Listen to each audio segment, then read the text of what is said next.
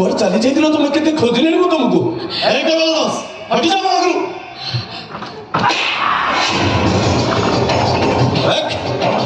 वो से पाली तेरा हाथ दबा पाई तू साहस करके बिदबे रोज काउंटर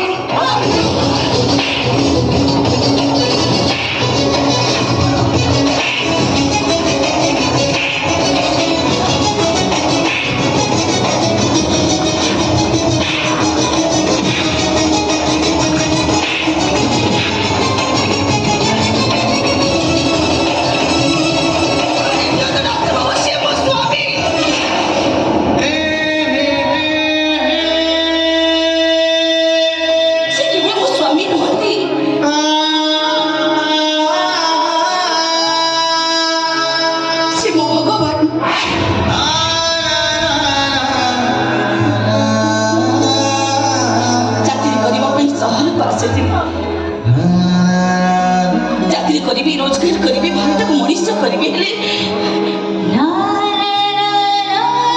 सुंदरी सहर मन एक जानी नी डाक्तर बाबू चाकरी दबा कथा कही ये सहर लोक मैंने मत बेस्या सजई देली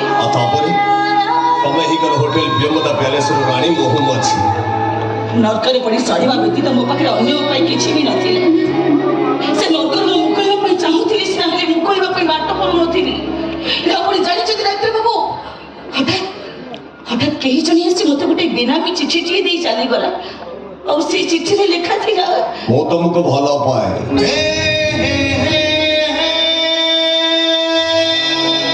मो तुमको प्रेम करे मो तुमको विवाह करी सारा जीवन तमरी सहित बीतेबा मो तो प्रथमे विश्वास लागी केमिति विश्वास से थांता जो पुरुष प्राधान्य समाज रे भद्र घर झियो माने प्रति मुहूर्त रे प्रताड़नार शिकार होचंती से समाज रे कोन एमिति मनुष्य अछंती जे मो परि गोटे बदनाम गली रो बेसहारा छियो तो आपणी ताको जीवन साथी करिवो आपण जानि छथि डाक्टर बाबू से बेनामी चिठीरा मो पाखु किए लिखिथिला से किए नथि ए पवित्र मो स्वामी से चिठी पवित्र नुहे बल से चिठी लिखी मो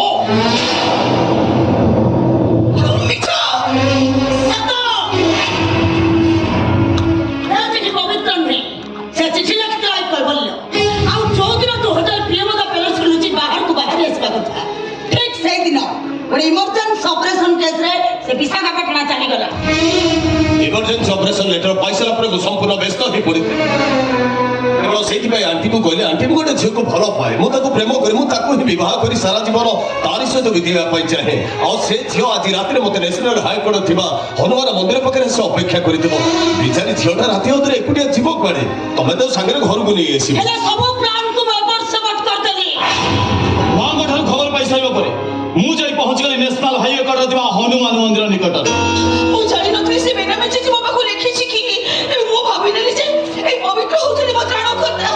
कहीं आंटी मु अपनी एते भल पाउथिले मां भली भक्ति करूथिले मो किंतु तो तबसे घृणा करूथिले किंतु कहीं मु चिनी नथिले के जानि नथिले कोन पाई तमे मो से एमिति कलो प्रदेशो किना तू होछ जोहर शब्द रानी मोहम्मद जोहर शब्द मारी जीव झियो कोते राष्ट्र करी माटे मारी विश्व राजा मंद के सरी जगते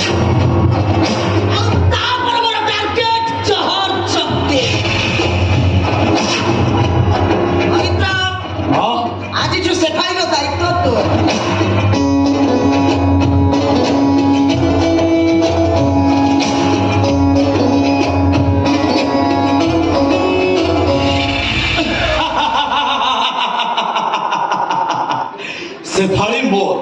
सफाई में से मोर प्रॉपर्टी सफाई मोर तिला मोर अछि आ केवल मोर हे कि रहिबो बे पवित्र को विवाह कर साइछ डाक्टर बाबू ए सफाई का बात करू एटा पूरा धोखा छलो ना ए वो माथा जो सिंदूर छलो ना दुई डाक्टर बाबू एले तमो सहित मो संपर्क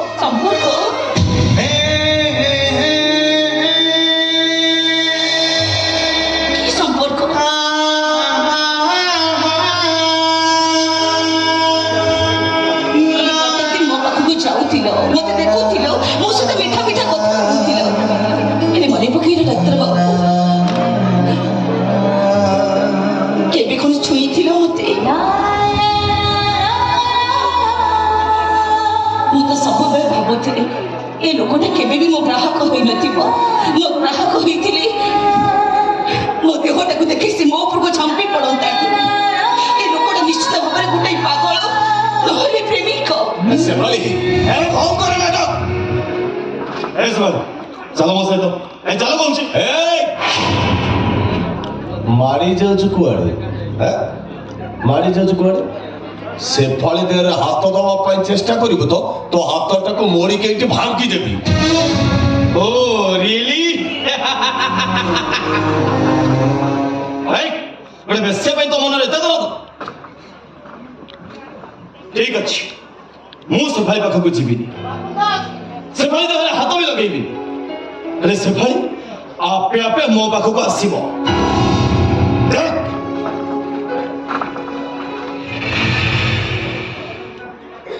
ସେଫାଳି ମୋ ପାଖକୁ ଆସ। ଏଇ ସେଫାଳି ଚୁପଚାପ ସେଇଠି ଆଉ କୁଆଡେ ଯିବା ଦରକାର ନାହିଁ। ସେଫାଳି ମୁଁ ତମ ସ୍ୱାମୀ କହୁଛି, ତମେ ମୋ ପାଖକୁ ଆସ। ସେଫାଳି ମୁଁ ତମକୁ କହୁଛି ଭୟ କରିବା କିଛି ଦରକାର, ସେଇ ଚୁପଚାପ ଠିଆ ହବ। ସେଫାଳି ତମେ ଆସିବ, ମୁଁ ଯାଇ ତମ ମଥାରୁ ସିନ୍ଦୁର ପୋଛି ଦେବି। ନାଇଁ ସେଫାଳି ମୁଁ ତମକୁ ସେଠିକି ଯିବା ପାଇଁ ଦେବିନି। ମୋ ବାଟ ଛାଡ଼ନ୍ତି ରାତି ମୁଁ ତମକୁ ଯିବା ପାଇଁ ଦେବିନି।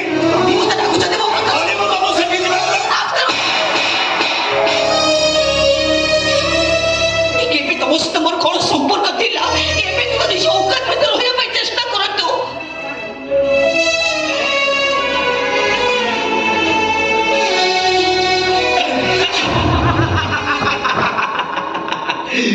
ସେଫାଳି ମୋ ସ୍ତ୍ରୀ, ସ୍ତ୍ରୀ ହଉଛି ସ୍ୱାମୀର ଦାସୀ, ଚାକରାଣୀ।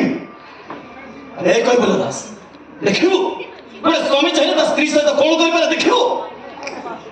ଦେଖ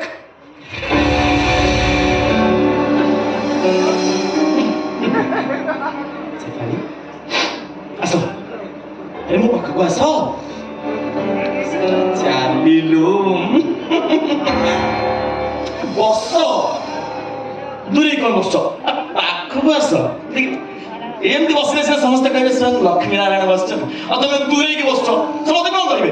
ଇଏ ଯେମିତି ଦେଢଶୁର ଭାଇ ସିନ୍ଦୁର ପିନ୍ଧିଛ ମନା ଧନେଇ କଣ କରିଛ? ଏଡେ ବଡ ବାହାଘରଟା ନଖ କାଟିବ ନା? ଛାଡ, ମୁଁ ଦାନ୍ତରେ ଛିଣ୍ଡେ କଣ ଛାଡ, ମୋ କଥା ନ ମାନ ନା। ଗୋଟେ କଥା ମାନ, ମତେ ଟିକେ ଏଣ୍ଟରଟେନମେଣ୍ଟ କର। ମାନେ ମୋର ଆଜି ମାଙ୍କଡ ନାଚ ଦେଖିବାକୁ ଭାରି ଇଚ୍ଛା ହଉଛି। ମତେ ଟିକେ ମାଙ୍କଡ ନାଚ ଦେଖାଅ। ପବିତ୍ର তুমি ଏମିତି କଣ କହିଯାଉଛ? ମାଙ୍କଡ ହେଇ ନାଚ, ନାଚ। ନାଇଁ ପବିତ୍ର, ମୁଁ ମାଙ୍କଡ ହେଇ ନାଚି ପାରିବିନି। ମାଙ୍କଡ ହେଇ ନାଚି ପାରିବିନି। କଣ କହିଲୁ? ନାଚି ପାରିବନି? ମୋ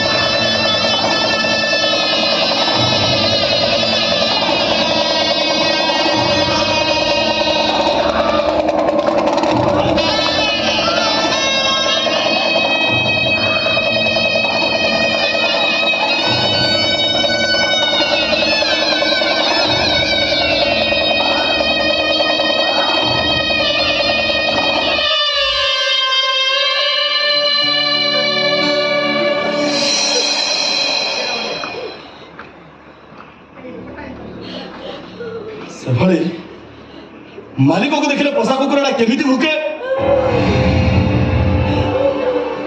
ଭୋକ, କୁକୁର ହିଁ ଭୋକ।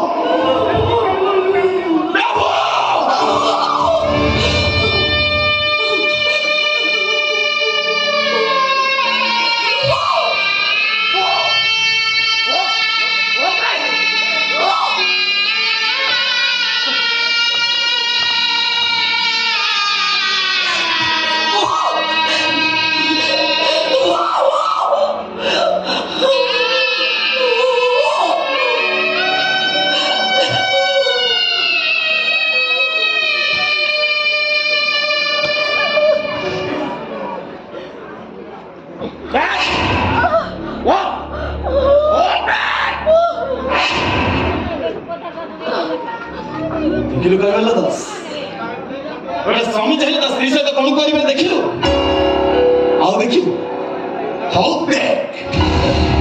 ଏ ସବୁ ଖୋଲ ତ ଦେହରୁ ଲୁଗା ଠିକ ଅଛି କିଛି ଚିନ୍ତା ନାହିଁ ଆଉ ତୁ ଖୋଲିବା ଦରକାର ନାହିଁ ମୁଁ ନିଜେ ଯାଇ ତ ଦେହରୁ ଲୁଗା ଖୋଲିଦେବି ଆଉ କହିବ ରାସ୍ତା କେମିତି ତୁ ଆଜି ରାସ୍ତା ଦେଖିବ ମୋ ସ୍ୱାମୀ ପରିବାର ଚୁଳ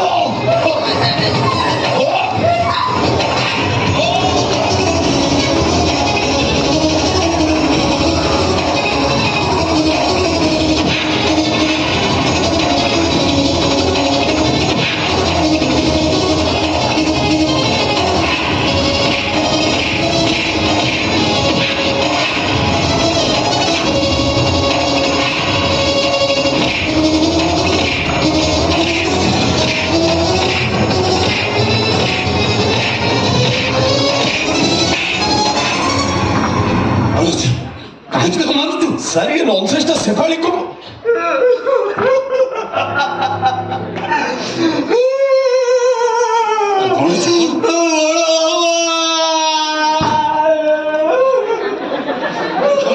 अरे अभिनय शिखिଛୁ रे बाबा कौन जी बड़ा देखो बड़ा से होचनी शेफाली मो स्त्री बड़ा अवश्य केते भक्ति भी କିଛି କହିଲେ ନହେଲେ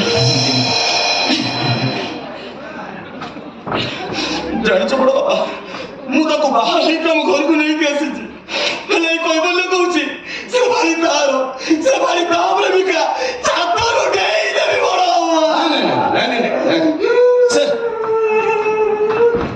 ସେ ଭାଇ ମତେ ଲାଗୁଛି କିଛି ମସଲା ତୁ ସେମିତି ପାଗଳ ହେଇଯାଇଛୁ ମଦ ପିଉଛୁ ଭେସା ପଡକୁ ଯାଉଛୁ ଏଗୁଡ଼ା ମୁଁ ଶୁଣିଥିଲି ହେଲେ ଜାଣିନଥିଲି ୟା ଭିତରେ ତୁ ପାଗଳ ହେଇ ସାରିଲୁନି ନାଇଁ ସାର୍ ଆପଣ ବିଶ୍ୱାସ କରନ୍ତୁ ସାର୍ ସତ କଥା ହଉଛି ସେଭଳି ଏବେ ଏ ଘରର ବୋହୂ ହେଇପାରେ ତୁ ତାକୁ ଅତୀତରେ ଭଲ ପାଉଥିଲୁ ହେଲେ ଏବେ ସେ ଘରର କୁଳ ବୋହୂ ଆଉ ପବିତ୍ରର ସ୍ତ୍ରୀ ଏଇ କଥାକୁ ତତେ ଗ୍ରହଣ କରିବାକୁ ପଡିବ ଓ ମା ଚାଲ ଭିତରକୁ ଚାଲ